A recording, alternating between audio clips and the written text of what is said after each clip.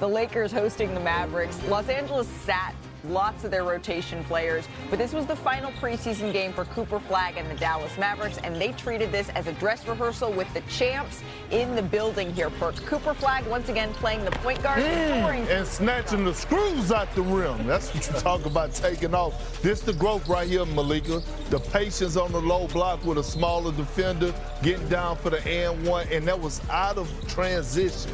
Blocking shots. Look at him. Look at him sprint the floor. Sprinting the floor here. And shooting that tray ball with confidence. And they need him to hit that three for the floor spacing with this enormous lineup here. So much depth. Right here, the Mavericks getting out in transition. Cooper Flagg leaks out for the slam. He finished with 13 points, 5 of 11 shooting. The Mavs get the preseason win to close things out. So we're going to have to wait to see what Cooper's going to look like in the regular season, but we don't have to wait to go in the bonus on his preseason. So let's start with the good. Cooper's consistent scoring. He's got to double figures in all 4 games, and even though he only played 87 minutes, his output would be about 19 a game if he were averaging over 30 minutes, okay? You got that? Now for the room for improvement. The spacing, a little bit of a question here for Dallas. Flagg struggled from outside. He made just 4 of his 13 three-pointers, which is something to monitor heading into the regular season. But despite the mixed shooting numbers, he took care of the ball pretty well. He had 11 assists to 5 turnovers and went 3 games without recording a giveaway. Here's how Jason Kidd saw Flagg's progress. I think defensively is fine. I think offensively we can get a little stagnant because we have so many mismatches, and so to play one-on-one, and that's not who we are. We want to cut, we want to use the pass, and we just didn't do that in that first 6 minutes. He's got to keep an index of who got shots, what was the last shot, and that'll come with reps. But I think he's done an incredible job of handling the situation, of running the team. And the other thing that I think that is gone unnoticed is that his teammates enjoy him running the team.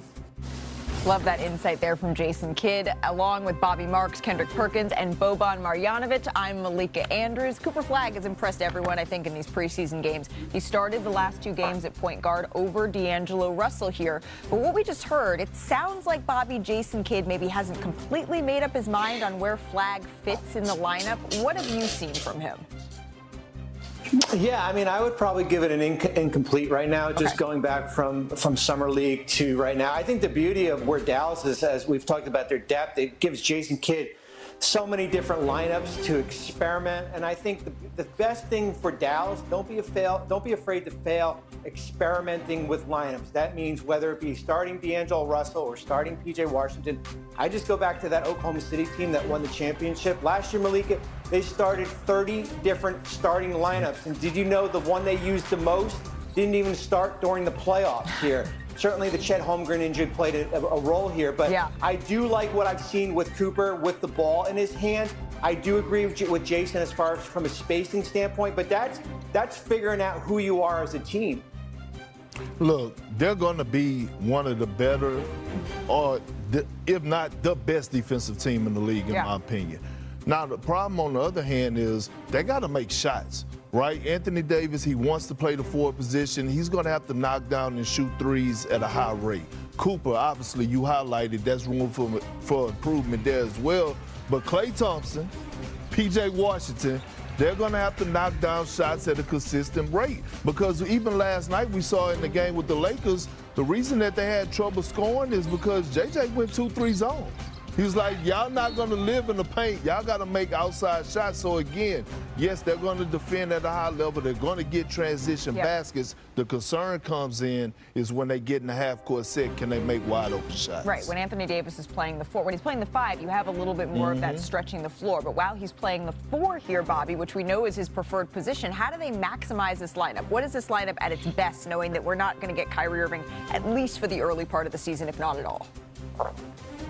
Well, you know how you maximize it on the defensive end. I mean, did you see how big this team is last night when you basically had Cooper at point guard, who's 6'8", 6'9", and then PJ and the 2 7-footers with AD and Derek Lively? I think I think that will allow them to get out and run a little bit more, open up the offense here based on what they do on defense. And defense is the vision, right? That's what Nico Harrison was preaching when he made the trade for Luka Doncic and brought in Anthony Davis. But at the end of the day, you're asking, although Cooper Flagg has been tremendous, he's been sensational in the preseason, you're asking an 18-year-old kid, the youngest player in the NBA, to come in, to play out of his normal position, to try organizing the offense and having the ball in your hands a whole lot more for a team that going to the finals isn't enough. You have to win it all, and that is a huge task to put on an 18-year-old's shoulders. What were you doing when you were 18, Boban? When I was 18, I played World Championship with Steph Curry. It was really long time ago. People really don't blame. When you have 18 year, you try to make mistake. You will make mistake. You always make mistake. Yeah. It's part of the life. When you work, it's you make mistake. Everybody make mistake, and he's super young. I think they try to put him on a different position to try him what he can do, and he can do a lot. Yeah, absolutely. We've seen that he can do a lot for a Dallas Mavericks organization that has a ton of expectations this season. It's just a Herculean task. So that's Dallas's side of this preseason tilt. As for the Lakers, we expect to see Luka in their last preseason game on Friday, but LeBron James has already been ruled out for the start of the regular season with sciatica on his right side. Now, the Lakers announced that he would be reevaluated 2 to 3 weeks from now, but the timeline for his return, it is starting to crystallize. So for more, we welcome in our senior insider, Shams Charania. Shams, what details do you have on when we could see LeBron return to the floor and what that process is going to look like for him?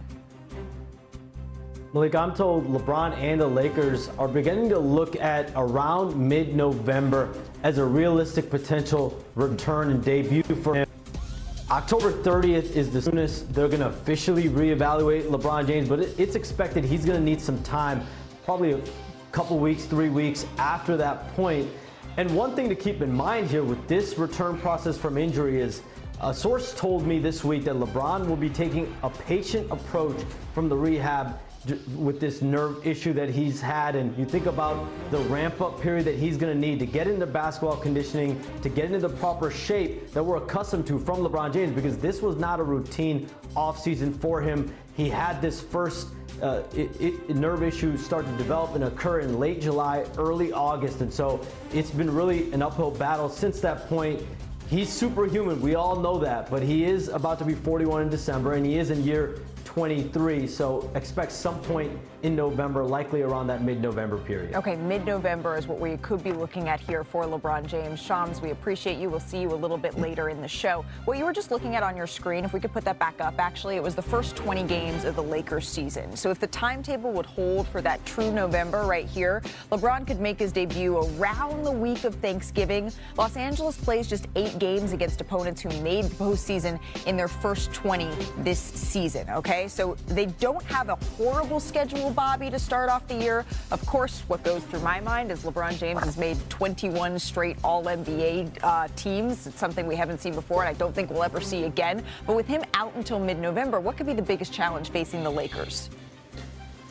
I think it's going to be offensively here. I think how do you replace a player that scored in the mid-20s consistently every year here? And when you look at what the Lakers tried doing last night is they basically have been trying to force feed Dalton Connect and trying to give him a bigger role here, and he has certainly been inconsistent. I think you know what you're going to get with Luka every night, and you do know what you're going to get with Austin Reeves. But it's who out of the role players, the complementary player, is going to step in that role. It might be by committee here, Malika, when you look at Gabe Vincent and Rui Hachimura and certainly DeAndre Ayton, Jackson Hayes, and Marcus Smart but I'm just concerned if you don't have enough offense in some of these games. There might be some games where you're basically going to have to rely defensively, and you might have to just muddy it up here for them to get by in these, this next month. Bobby, you should have seen. I was hoping that we would just take Perk's face the moment that you said it's going to maybe some struggles offensively. What was the face you made? I think we need to show the people.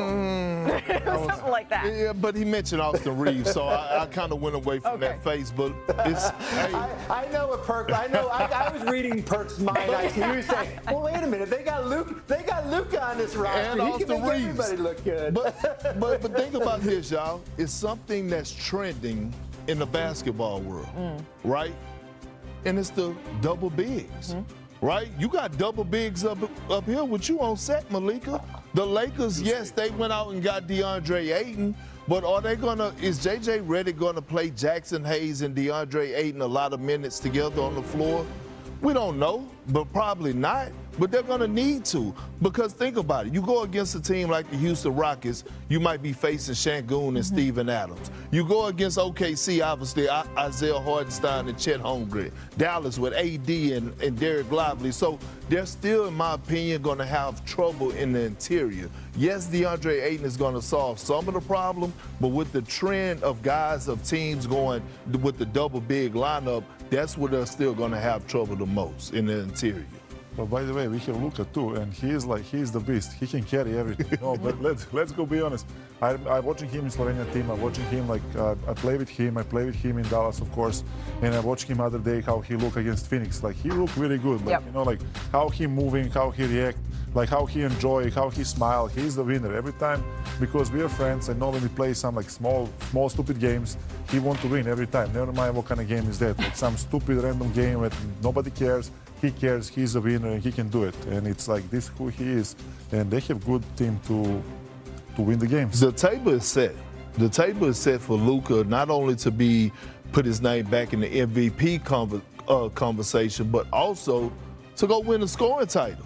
The table is set for him to do it. I have no concerns about what Luka Doncic can bring after what we've seen. And J.J. Redick has said that he expects this final preseason game on Friday to be a dress rehearsal for the Los Angeles Lakers. So they're going to play their guys. It's going to be as close to a sample. Yeah, as close to a sample as we're going to get in the preseason. AI?